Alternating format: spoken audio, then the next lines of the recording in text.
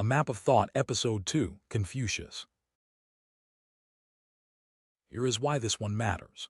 If you have ever worked at a company where nobody dares question the boss out loud, or sat through a family dinner where the seating order somehow encodes exactly who outranks whom, you have already lived inside an idea Confucius spent his life trying to perfect. And right now, in 2026, the government of China is actively promoting his image again, after spending decades trying to erase it. That reversal alone tells you his ideas never actually died. They just went underground and waited. Let us set the scene then. Who was he, and what was he actually reacting to? Confucius, or Confuci, lived roughly between 551 and 479 before the Common Era, during a period of Chinese history that had genuinely fallen apart. The old Zhou dynasty order was collapsing. Regional lords were fighting each other constantly, loyalty was cheap, and the elaborate rituals that had once bound rulers and subjects together were being ignored or faked for show. Confucius was not a detached philosopher theorizing from comfort. He was a minor official and teacher, watching his entire civilization's social glue dissolve in real time and trying to figure out how to put it back together. Here is the part that surprises people. Confucius spent much of his adult life traveling from state to state, trying to convince some ruler, any ruler, to actually adopt his ideas. Almost none of them did. By most honest measures, he died thinking of himself as a failure. His teachings only survive because his students collected his sayings afterward into a book called the Analects, fragments of conversation, not a polished treatise. The most influential book in Chinese history is, in a real sense, second-hand transcript, assembled by people who thought their teacher deserved better than obscurity. So, what was his actual fix for a falling apart society? What is the core idea? Two words carry almost the whole system. Ren, usually translated as benevolence or humaneness, and Li, usually translated as ritual or propriety. Ren is the inner quality, genuine care and respect for other people. Li is the outward practice, the specific, learned behaviors, gestures, and customs that express that inner care in a way everyone around you can recognize and trust. And this is the move that makes Confucius genuinely distinct from a lot of other political thinkers. He does not believe you build a good society mainly through law and punishment. He believes law and punishment only teach people to avoid getting caught. Ritual and genuine virtue, cultivated from childhood, teach people to actually want to do right, because it has become part of who they are. Give us something concrete. Ritual can sound stiff and formal from the outside.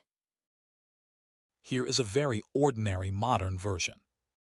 Think about the difference between an office where people are polite to your face purely because a rule says they have to be, and an office where people genuinely hold the door, genuinely listen in meetings, genuinely credit each other's work, because that is simply how the culture actually operates. The first office needs constant policing. The second one runs itself, because the behavior has become second nature, not a rule being enforced from outside. That second office is basically Li in action. Small, repeated, learned gestures that quietly hold a whole culture together. Confucius builds this outward from the family first. He organizes the whole moral universe around 5 key relationships: ruler and subject, father and son, husband and wife, elder sibling and younger sibling, friend and friend. Each relationship carries specific mutual duties, not just obedience flowing one direction. A ruler owes the people benevolent governance, just as much as subjects owe the ruler loyalty. Get the small relationships right, inside a single household, and you have built the actual template for a well-run state. There is another idea of his I keep hearing mentioned, the rectification of names.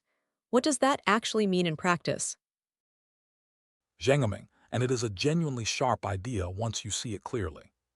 Confucius argued that a well-run society depends on names matching reality. A ruler must actually rule the way a ruler should. A father must actually act the way a father should. When someone holds a title but does not live up to what that title actually demands, the whole system starts to rot from the inside, because trust depends on words meaning what they claim to mean. Think about how often this shows up today. A company promotes someone to manager, but never gives them real authority to make decisions, so the title is hollow, and everyone underneath quietly knows it. A country calls itself a republic, while power actually sits entirely with one family. A job posting calls a role senior, when the pay and authority attached to it are anything but. Confucius would say the actual problem in every one of those cases is not the specific bad decision being made. It is that the name and the reality have come apart, and once that gap opens, nobody can trust what anyone's title or promise actually means anymore. That family first idea, filial piety, is one of his most famous contributions. Can you unpack that? Zio, filial piety, respect and care for parents and elders, sits close to the center of the whole system. And it is worth being honest about how far this idea traveled and how much weight later generations hung on it. Centuries after Confucius died, the Han Dynasty made Confucian learning the actual basis of imperial government, and eventually built an entire civil service examination system around it. For roughly 2,000 years, on and off, the fastest route to real power in China was not noble birth. It was mastering Confucian texts and passing brutally competitive written exams. That is, genuinely, one of history's earliest large-scale meritocracies, centuries before European nations built anything comparable. That is a very different image from the softer, harmony-focused Confucius people usually picture. It is, and history keeps doing this to Confucius, twisting his legacy in opposite directions depending on who is in power. Under some dynasties, Confucian scholars became the trusted backbone of government. Under others, particularly during China's Cultural Revolution in the 1960s and 70s, Confucius was denounced as a symbol of everything holding the country back, feudal, backward, an obstacle to revolutionary progress. Statues were torn down. His name became an insult. And yet here we are in 2026, watching the Chinese state fund Confucius Institutes abroad and quote his sayings in official speeches. The same thinker, rejected in his own lifetime, banned by his own country decades later, now actively rehabilitated as a source of national pride. That kind of whiplash tells you these ideas were never neutral. They have always been a live political battleground, not a settled museum piece. We should be honest about the harder parts of this system too, the way we were with Aristotle. We should, and it rhymes uncomfortably with what we covered last time. Confucian family hierarchy placed women in a clearly subordinate role, expected to obey father, then husband, then eventually adult son, across an entire lifetime. That framework hardened over the centuries, sometimes far beyond anything Confucius himself specifically wrote, into rigid, restrictive customs that constrained women's lives for generations.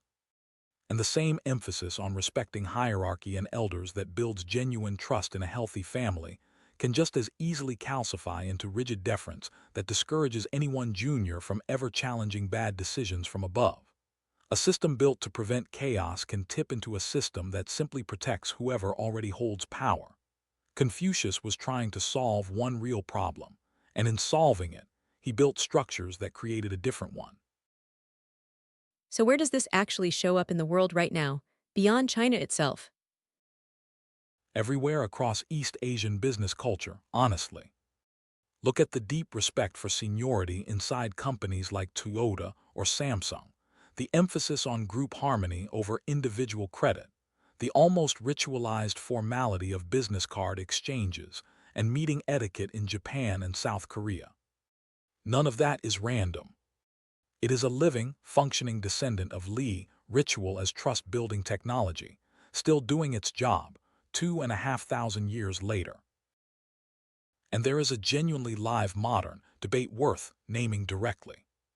Some economists and business writers argue Confucian values, respect for hierarchy, group cohesion, education above almost everything else, actually helped fuel the extraordinary economic growth of Japan, South Korea, and later China, across the 20th century.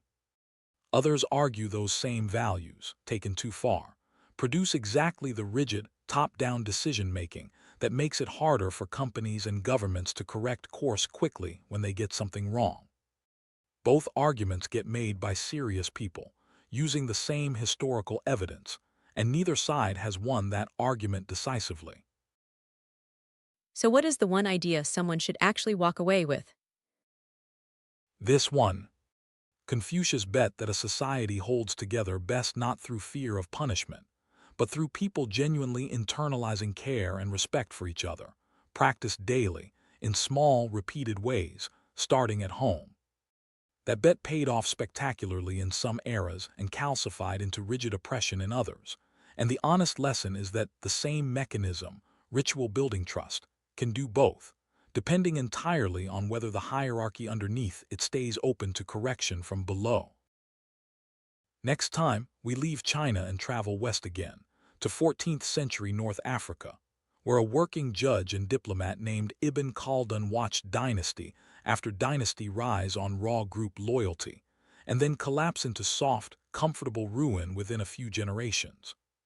Same underlying question as today: what actually holds a society together? A completely different answer, built out of watching empires die firsthand.